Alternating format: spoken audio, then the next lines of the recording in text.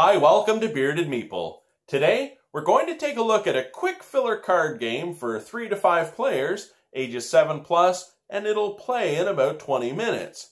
Now in it, you're all adventurers traveling through a dungeon, but be careful because as you come across different creatures, you will play cards. Their combined strength must equal or be greater than the creature's value to defeat it. If players play cards of the same value, they'll cancel each other out. Defeat the creature, you'll win some treasure. If you don't defeat the creature, whoever played the lowest value card will lose treasure. It's brought to us by Dive Dice and Mayday Games. It's Dungeon Busters. Let's take a look at it. In the game, we have an archer, a knight, a thief, a priest, and a mage. You are all adventurers traveling through the dungeon looking for treasure.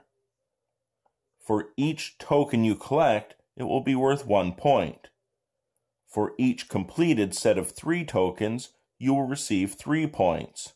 And the player that collects the most of one type of treasure will receive 3 bonus points as well. Each deck is numbered 1 through 7.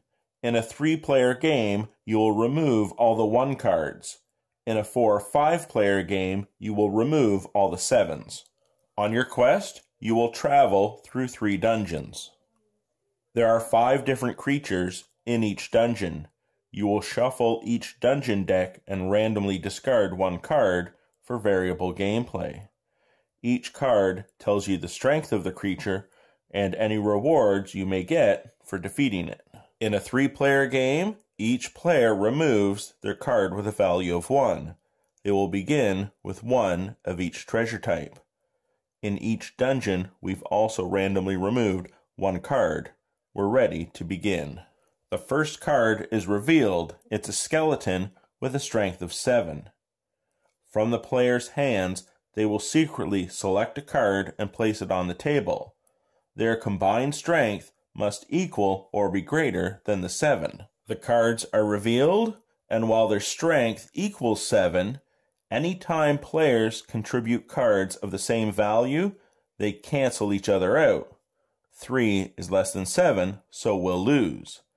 Any players that contributed the lowest value cards, even if it's more than 1 player, they will lose treasure from their stash into the spoils. When it comes to discarding your loot into the spoils bin, whichever treasure you have the most of, you will lose.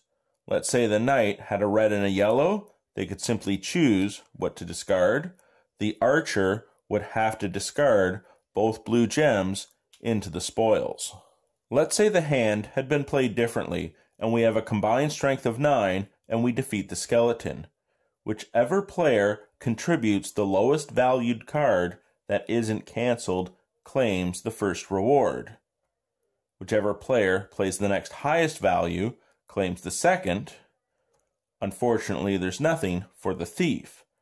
However, as we defeated the skeleton, there are still treasures in the spoils, and those will be divided as well. Beginning with the player that contributed the lowest numeric value, they will gain a spoil of their choice. This continues as it increases by value, so the archer gets to choose next, and then the thief will gain a spoil as well. As long as there's spoils, you would keep collecting those treasures, so if there was a 4th item, the knight would get to choose again. If a creature is defeated, the player who played the highest valued card will gain that creature card. It's important as it can be used to break ties at the end of the game. If it's not defeated, you may simply discard the card. And when you take your cards back, leave them face up, staggered on the table, so other players can see what you've already played. At the end of the dungeon, you will take all your cards back in hand and move on to the next dungeon. Count your treasure at the end of the game, and remember any bonuses. The player with the most points will win. And that, my friends, is Dungeon Busters. It's cute, simple fun, and we really enjoyed playing it. I like the anime style art, and I love the fact that they went with cardboard for the gems instead of those little hard, sharp plastic gems that you find in games. You step on them and you're like, ah! I'm so glad they're cardboard. Now for the gameplay itself, I like the fact that you're counting cards, trying to read people, figure out what you're going to play and when, so you can get the most treasure, still defeat the monster, and win. I enjoyed it. I hope you get a chance to check it out. I'll talk to you again soon.